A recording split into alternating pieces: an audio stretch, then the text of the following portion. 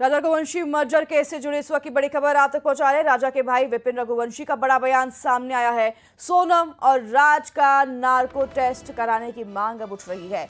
विपिन ने मांग उठाई है कि सोनम और राज कुशवाहा का नार्को टेस्ट कराया जाए और उन्होंने साथ ही कहा कि नार्को टेस्ट की मांग को लेकर हाईकोर्ट भी जाएंगे। वहीं आपको बता दें कि सोनम राज जनवरी से एक कंपनी चला रहे थे, ये भी जानकारी सामने आ रही है। विपिन ने ये तमाम बातें कही अपने बयान में। सोनम को लेकर जाने वाले ड्राइवर पर भी संशय विपिन ने जताया है।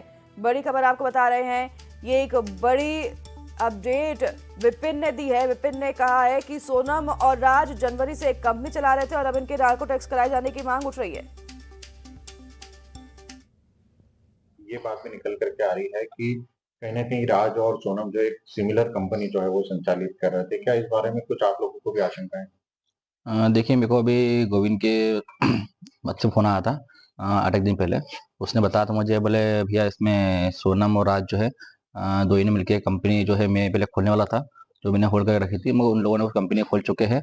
वो कंपनी जो है वो राज की मम्मी के नाम पे है, जो कि करीब जनवरी से खुली इन लोगों ने कंपनी खोली इन लोगों ने है, और उसमें से करीब 7.5-8 लाख रुपए खत्म पड़े हुए हैं। आपको ये क्या गोविंद ने बताया था इसमें ट्रांजेक्शन कौन करता था, किसे अधिकार थे ट्रांजेक्शन करने का? नहीं, ये जो खाता तो अपने राज की मम्मी जो है चुन्नी बाई देवी सिंह जो है उनके नाम से है। और इसमें पैसे जो है इनने जो माल बेचा इन लोगों ने था, वो माल के पैसे उनके खाते में आए हैं। क्या गोविंद को इसकी जानकारी थी कि एक और कंपनी खुल चुकी है या उन दोनों के नाम से कंपनी संचालित हो रही है? नहीं, मुझे गोविंद ने ये बताया है, बोले मुझे जानकारी नहीं थी। हालांकि ये कंपनी जो थी मैंने होल्ड पे कर रखी थी, तो आगे मुहूर्त को अच्छा मुहूर्त देख के मैं खोलना चाहता था। बाकी इसके पहले इन लोगों ने खोल के इसको पैसे में खाता डालना शुरू कर दिया इन लोगों ने।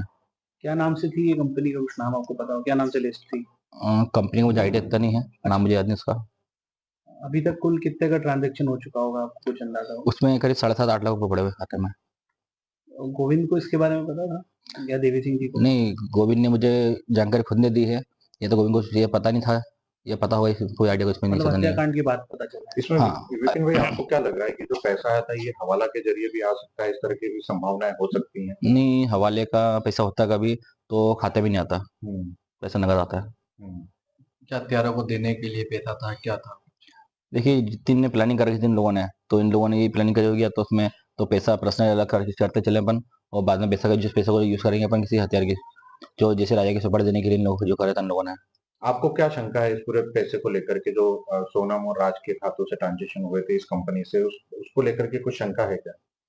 देखिए, इसमें शंका में ये है, तो जिस प्रकार से इनने पैसे अलग खाता खोल के जो करा है